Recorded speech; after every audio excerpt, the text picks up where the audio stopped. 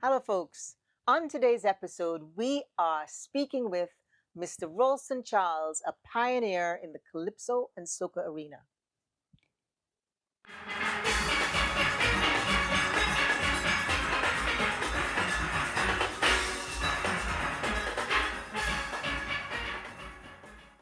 Hello, folks. Thank you and welcome to Season 10's TRINI Corner, which is supported by the Consul General of Trinidad and Tobago, J. Andre Laveau, and sponsored by the Frank and Myrtle Cleghorn Foundation. I'm Ozzy Stewart, and as you know, I thank you so much for tuning in to this thank you tour of mine where we like giving flowers to deserving impactors who are within the Trinidadian diaspora. So please like, follow, share, comment, and then check out also our donate page, support us, as well as our new after show called Inside the Call, which you get a different view of our guests. And so, yes, we're shining light on Mr. Rawlston Charles, who is the founder of Charley Records. So let me tell you who he is. Just so you know, Mr. Rawlston Charles was born in Tobago and moved to Trinidad when he was 15. He migrated to the United States in December of 1967 with his copy of Kitchener's 1967 album. Initially, he got involved in the automobile business where he repaired, bought, and sold cars. However, he would take his Calypso records with him wherever he would go, wherever he went out to lime or party on the weekends, where he also worked as a DJ. He found it challenging to get Calypso records at the time, and they also cost more since they had to be imported into the US. As a DJ, Charley would only play Calypso, which was not as popular at the time compared to other genres. But he took his passion for the Calypso music on the next level when he established Charley's Calypso City in Brooklyn on July 4th, 1972. And subsequently, Charley's Records, where he began traveling back to Trinidad to establish connections with calypsonians and band leaders and acquire music. Despite not having any prior experience in the music industry, Charles became an executive producer, and his label produced some of the greatest calypsos and soca hits ever. He worked with major artists such as Sparrow, Rose, Shorty, Explainer, Kitchener, Shadow, one of my favorite, Maestro, Swallow, Beckett. The band Charley's Roots, which was named after Charles because he was sponsored it, nurtured several leading musicians and notable calypsonians, including David Rudder, the only mighty Rudder, one of the greatest calypsonians in the modern era. In 1977, Charles hit upon what would be the artist and the song that finally earned him the respect of the biggest players in the arena when he made a judgment call on a piece of music that at first left people saying he was a madman. The song, entitled Tempo by the one and only Calypso Rose, became the first road march title ever won by a woman. And it made history in several ways. The song was a massive hit, and it was all thanks to Charles. Remember that, folks. Who refused to compromise on his vision for the song. In 1984, Charles built and opened his recording studio, which was used by Calypso and Soca artists as well as major performers in the East Coast hip-hop industry, such as Dougie Fresh, Slick Rick, Run DMC. The studio's gold records were once displayed in the studio's hallway, but most of them were stolen some years ago, and only a couple of them were salvaged. Charles is not only a successful businessman, but also a generous one. He created Calypso House, where he invited calypsonians to stay at no charge. Charles also sponsored Charley's Roots and gave them $14,000 to purchase instruments and equipment. In 2019, Tina Charles directed a movie called Charley's Records, featuring prominent artists such as Mighty Sparrow, Calypso Rose, Dougie Fresh, Curtis Blow, Prime Minister Keith Rowley, Marshall Montano, and Super Blue. Despite piracy and other challenges in the music industry, Charles continues to be optimistic about the future. He believes that the younger generation's increasing interest in soca and calypso music is promising, and many young artists are exploring what was there before them. Charles hopes that calypso and soca music will continue to thrive and reach a wider audience.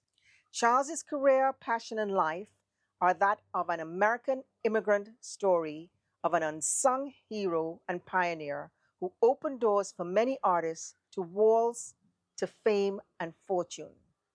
Ralston Charles may have lost more money than he might have made profit, but his legacy remains a crucial piece of Caribbean music industry.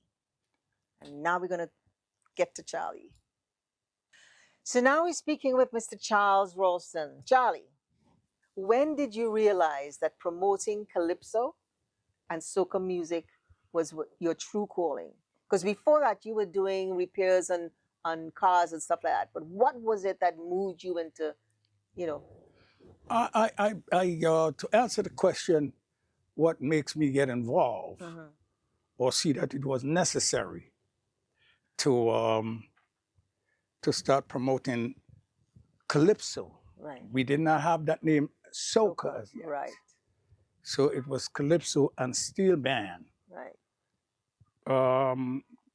That came to my mind that sometimes you don't know your calling, but you start from one and you transform to the next. And but to answer the question, I really didn't know it was my calling. I was just doing something for the culture of Trinidad and Tobago. I didn't really call it my calling. Later on in life, I may have switched it around and call it that. But it was quite in the 70s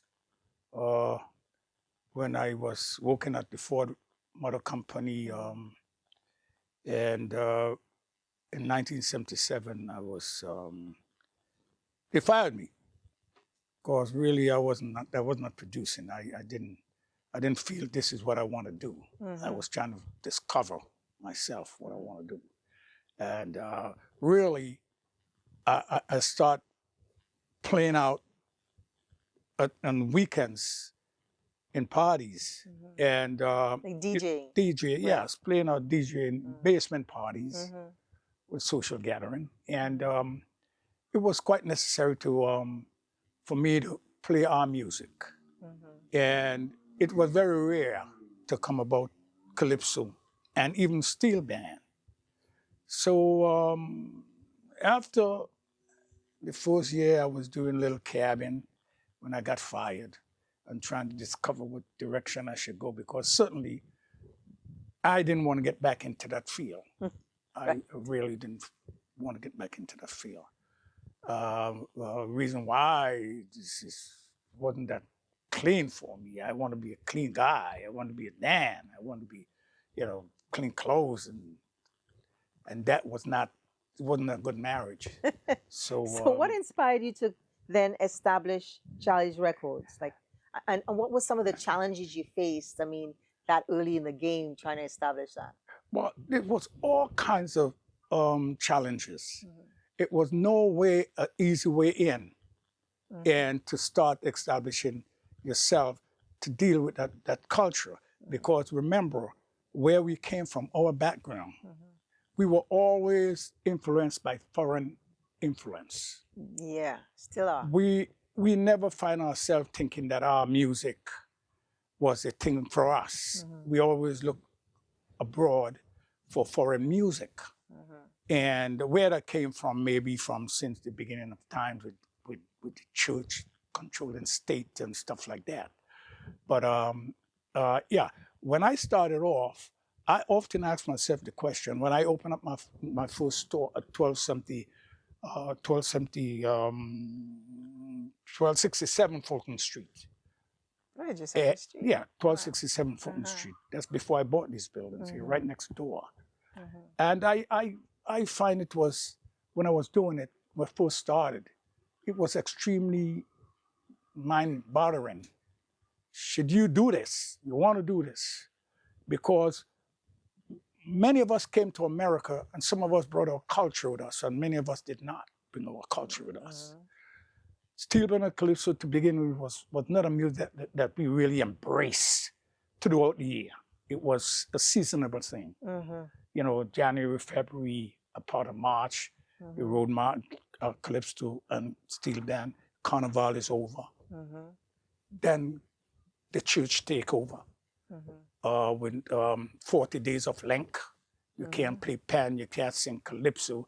That did a very injustice for the likeness of calypso and steel band in Trinidad and Tobago.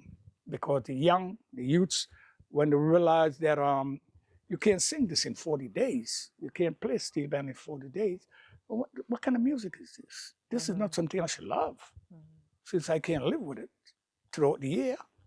So then many of us came here with that perception that that music is not really a year-round music, and we came here didn't have true love for calypso and steel band, but carnival, yes. So now it was really a challenge. It's like bringing back the music to the people and the people back to the music. It's like, I remember in the Bible, it says Elijah must first come. And why Elijah must first come? Elijah has the access to bring the children back to the parent and the parent back to the children. So they say Elijah must first come. So that was very hard to bring the people back to the music and the music back to the people, because bear in mind, the American influence and the American music and the radio stations, they're so strong. American music is so strong, the melodies are so strong, they sing all kinds of no stone unturned, all kinds of music to make you love it. And if you're not strong and if you don't really love your culture, like Jamaicans, you're gonna forget calypso and steel band. Because the Jamaican people is a nation of people behind a music. But we are not a nation of people behind steel band and calypso. We will love any other music in front of it. Any other music, we will choose in front of steel band and calypso. And one has to ask the question, why you think so? Remember, our music is not bedroom music. We can't really make love with calypso and steel band. You can't socialize that much at your home if you're entertaining with calypso and steel band, sitting down with a conversation. You can do that with American music, kind of lyrics that they have, the love songs that they have. You know, you find when we go out and we have a good time, carnival time, or in a social gathering with calypso and steel band, when we come home, we play something a little more soft, a little more mellow. And that part is kind of hard, and that's why they don't buy the music that much. And I remember it was a lot of challenge, even in our gathering, when we have our little weekend gathering, basement parties, what we used to call basement parties. You never hold on. You really don't go down there and hear calypso. Not even steel band. Forget about steel band. You're not hearing calypso that much. When you hear calypso, it's a signal. That gives you a signal. This is the time for the party to over. That's the anthem to pack up the speakers, pull out the wires, start sweeping up, start taking out the bottles, people running to get their coat. Calypso and steel band was the end of the party back in the 70s. It was not a part of the party back in the 70s. And it was very hard to get the people to transform or to understand this is a part of our gathering. And, you know, with saying so, I got into a couple of trouble with that kind of stuff. I was arrested twice because I, you know, find it hard to believe that I can be in a gathering with all people and we're not hearing calypso. So I always go and being a threat to the DJs. Is that why you started DJing yourself? Is that why you started DJing yourself? So no, that's not why. I had stopped DJing. I wasn't good. So I stopped DJing. So when I used to go out, when I observe something, I'm good at observing things. That's one of my strengths. Looking to see what people do. I'm like a kid, you know, a kid observe you. So that's what I do. I used to see Jamaicans used to come into the party and they walk with some reggae. And I said, oh, that's how they do it. In order to get the music play, you got to bring it, because these DJs, they don't really care to bring it, because the music, the monopoly is American music. Right, right, So that's what they bring because Right. that's what they think the people right, is going to respond to, and you can't blame them. right.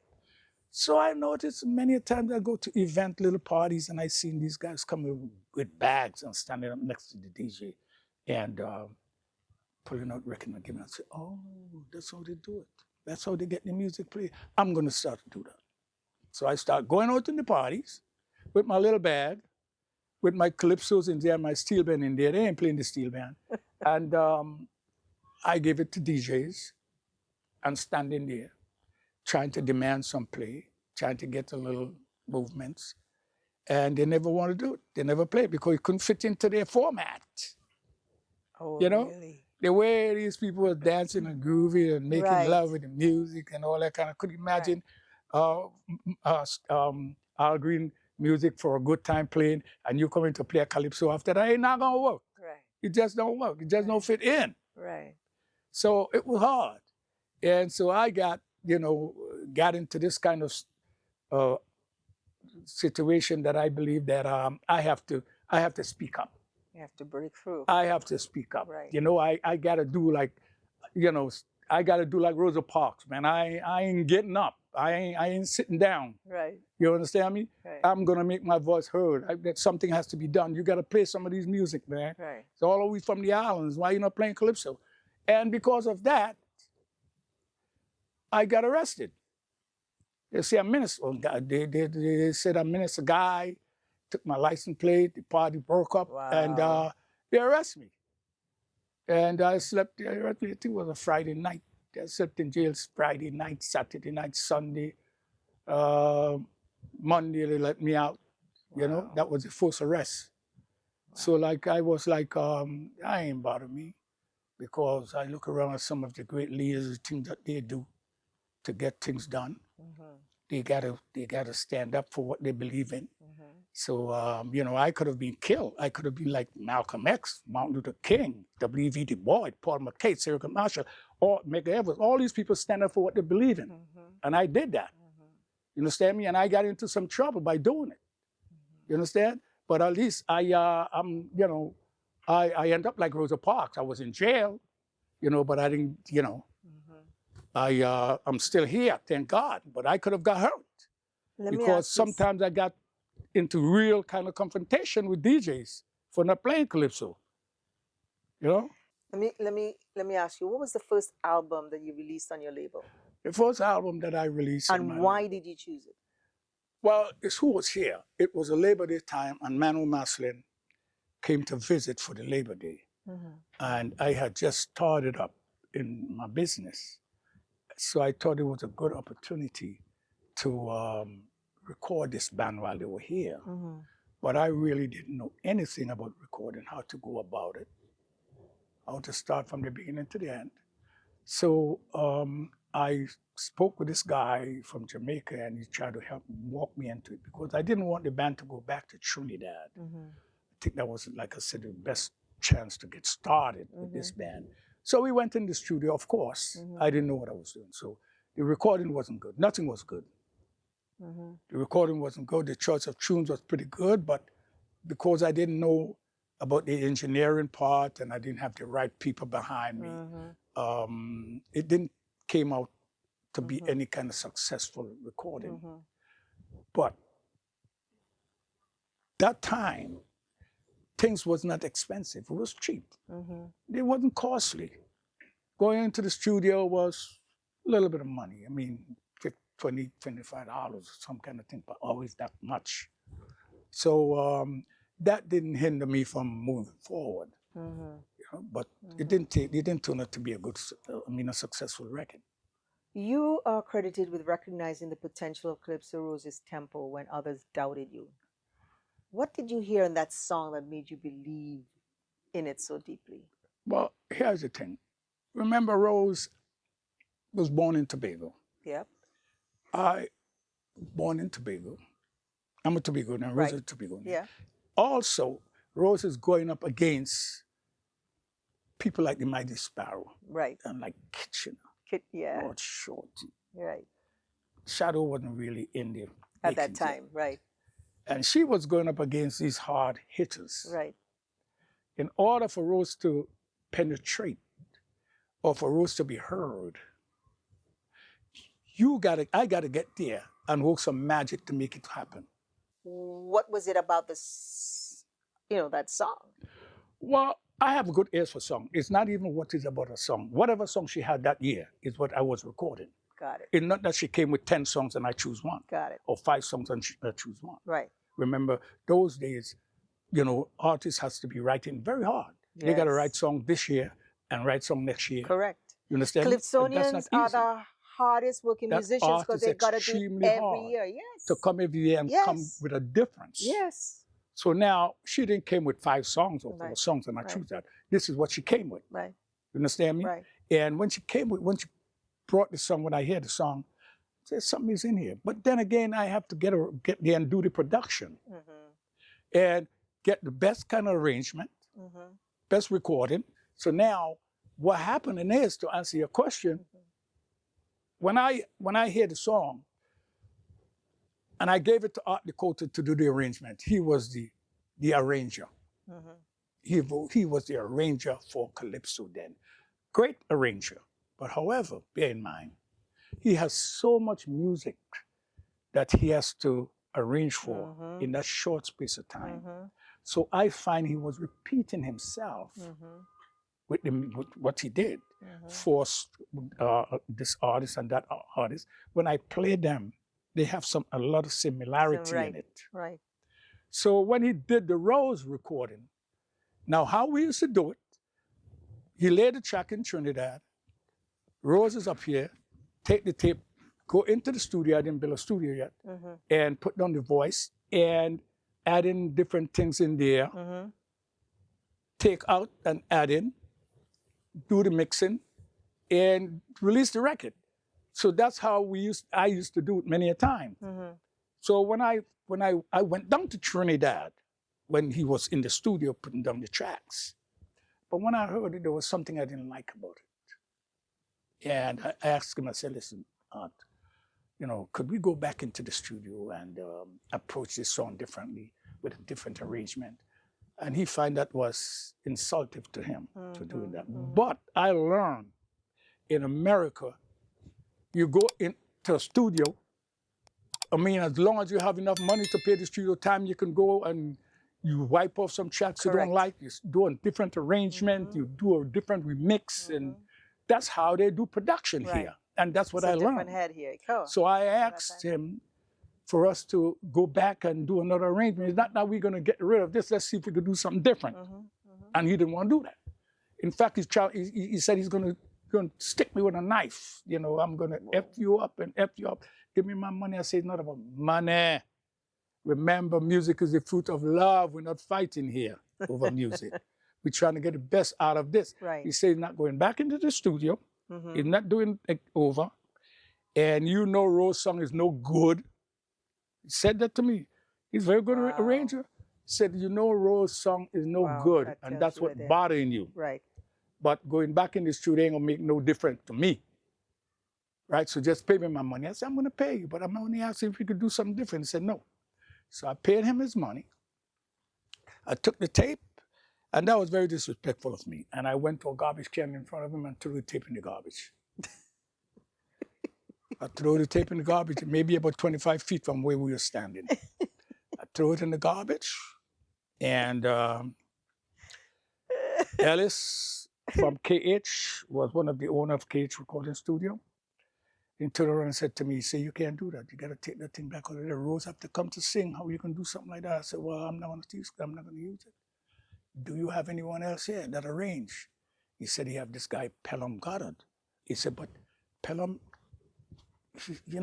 is not for Rose. He said, Pelham, I don't think you should use Pelham because you're talking about Rose, man. Charlie, go and get back the thing. I said, I'm using that. Let me get Pelham. Let me try something with this guy. And he brought Pelham up from the hotel I was staying at, Normandy. And he brought Pelham up there. And I sat down with him and said, listen, I got this cassette. I have an arrangement here. I don't like it. So I wanted to go and put down some music to this. But let me hear it. Come back with, let me hear what you have. When he came back and I heard it, I said, you know what? I'm going to take a chance with this. I'm not going to use that. I'm going to take a chance. And that's when we went into the studio, lay the tracks, take it up here, and put Rose voice, and became was successful. Became a road march. So despite the challenges in the industry, you remain optimistic about the young generation growing their interest in calypso and soca. What are your thoughts on how they are reimagining or re-innovating the genre? What things change? Remember, there's a different man and woman in the world. Things evolve, nothing remains the same. Now, there are many platforms that they have the advantage of. Lots of young could come out now, and they don't, the way we go about doing recording, they don't do it like that anymore. It's a total different direction that they adopt in doing it. Things has changed. So you can do a recording right here. Back in the days, it's a whole total ball game. You can do a recording in a basement, anywhere you can record now. And their approach towards it, I think, that they should be going into the old, take out some and add into what they're doing. They're not that melodious.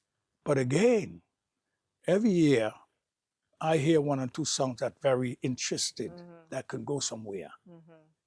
The recording is not the best because they're not using some of the good recording studio. Some of them recording the stuff at home on the computer that they're doing. It's very cheaply done. But that's the air today. People get to tune in to that kind of sound. They don't have a choice of this one and that one to choose from. Back in the day, we got to get it right. Back in the day, I spent all my sleepless days and nights to make music sound like the American music, the same quality that American have. I want to interject that in Calypso. And that's why I built the studio that I built, an A-class recording studio. The first state-of-the-art recording studio was built in Brooklyn. I built it. And because the reason why is for Calypso to sound better, for Calypso to be sung as the sound of radio, black radio. I wanted to sound like black radio music. And that's why I built the studio. That's why I buy the kind of equipment, like a Neve board. It's the best sound you can get in the history of music. I bought that board, and I said, this is going to do something Calypso. And I can spend as much time that I want, and my guys could spend as much time as they want to make this thing right. That's what I did. But the young now, what they are doing it for the generation that they are serving. And the generation they're serving, the way they do things, that's their time. This is how we do it. And you don't have to be that great. The song don't have to be that good. The music don't have to be that good. That's okay. You understand me?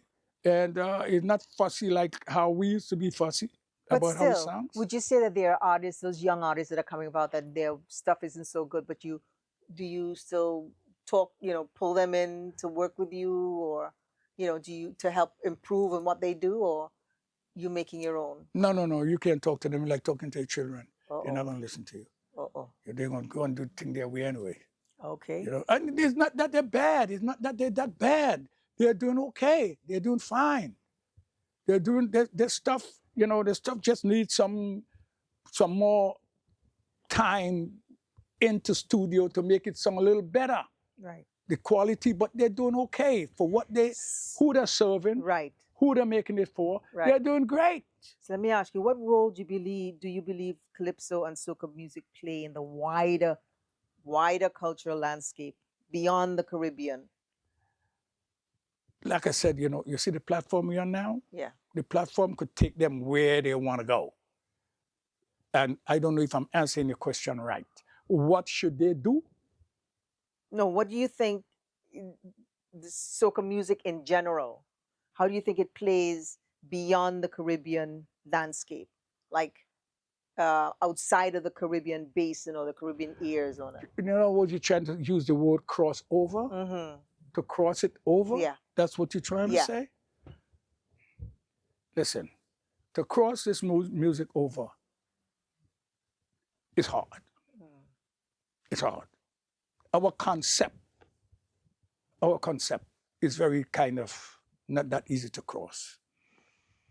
It's not that easy to cross. But now you have people like Marshall, Montano. You have Kes playing on,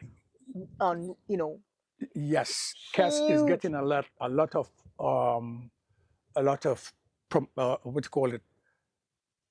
They highlighting him a lot. Yeah, He getting a lot of exposure. Right, but he's playing to big, huge audiences. Yes, unlike, he's playing to big audiences. Right. Is he pulling the audience himself? That's an interesting question. Is he pulling the audience? He's playing to big audience, which is great. He's getting there. Kes is happening. Right. Just like Marshall. Right. They all are happening. Right. But give and take, who audience could they really attract? You understand me? Now, remember, our children now are adopting that kind of music our grandchildren is into that kind of music. Our children was not into it as our grandchildren. What Kes and they doing now? Yes, they're attracting some of the young American. If you want music to cross over, it's not crossing over with West Indian. Correct. It's crossing over to another generation. Exactly. Exactly. You know, like reggae. Right. I mean, Shaggy and these people sell millions. Correct. We can't go near there. Right. Because the concept of music that they have is different than our concept of music. Remember, we're making music for carnival still. But that's what I'm saying. I mean, what is being done to further that? Or do you see it? I mean, do you see it through Kes and Montano in terms of that crossover? Is what number one, you got to get the kind of music. You got to get the kind of songs. Right. You can't use what we're using for carnival. We try that. We do that, and it ain't work.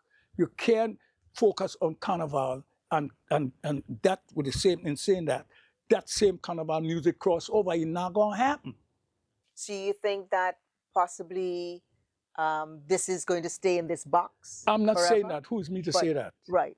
You understand do you see, since you've begun, that it's moved? It moved because of the population we have. Right. And that coming out. Look at when they play now.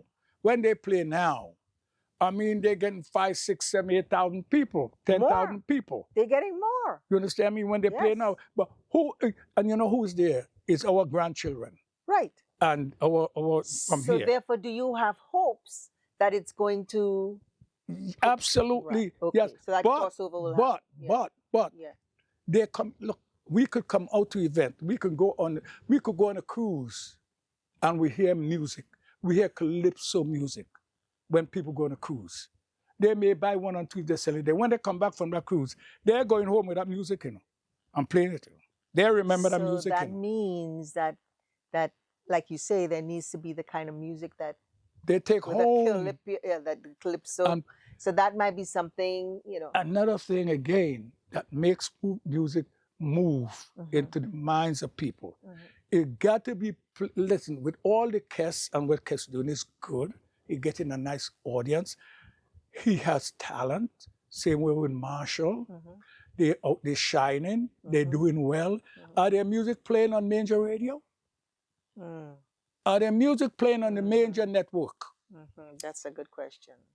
You're not gonna become a hit. You're not gonna become a chart record. Right. Unless your music is playing on the major. Right. I mean, they had the platform now. Right. They had people getting things on platform, Right. the Spotify and all these different places now. Spotify and things, yes. Their stuff is playing there, but that platform helps them a lot. Right. With the benefit of hindsight, is there anything that you would have done differently in your career, or any opportunities you missed that you wish you had pursued? Oh, absolutely. I believe that goes with just about everyone. It's like we say, if we could have done it again. What specifically? What one thing specifically? One of the things that I will say is the approach would have been different. In what way? Approach to? In the production. Got it. And the marketing. Those are one of the things that I believe, like I said, you know, we say if we couldn't do it again, most of us have some regrets in the way we go about doing things. But how much you could have done back then, how much they would allow you to do, because these things is more or less control. You can't get in there like that. Especially back then. Yes, you can't get in there like that. You can't get in there. And there was different means and ways that you can get in. But, however, what do you when you get in the door? What you taking in there? Is it something that they want in the menu? Are they going to eat that? Are they going to drink that? That's another thing. Is what you're going in there with. But it is a question that people always will want to ask, and how a good answer you can get towards that is kind of challenging for an answer. So let me ask you something. After all these years, how does it feel to look back at the success and impact of your life's work promoting Caribbean music? We have not got there. Good. Still far. Good answer. Still far. Good answer. And on that note, we are going to take a break, and you guys get over to the next session, which is on our after show Inside the Call. This is Rawlston Charles of Charley Records. See you there. I want to thank you, Charles, Rawlston Charles, for spending this time with us on our On the Call podcast segment, or our episode. And I'm going to thank you in advance for sitting with us on our after show Inside the Call. And so, guys, my audience, thank you very, very much for your invaluable time with us. Again, thank you to the CG, Mr. Andre Lebeau, Consul General of Trinidad and Tobago, New York City. And for guys, please like, follow, share, subscribe, drop a comment. And don't forget to visit our pages, our donate membership pages. And remember, when you're on your beat, stay on a sunny, sunny side of the street safely. Be health conscious, kind to one another. And don't forget to give thanks for the little and big gifts as we strive through and to this beautiful life. Mr. Rawlston, thanks a lot. Thanks for having me. You got it, man. Love it all. Thank you. All. Yes. I thank you so very much. Till the next, guys.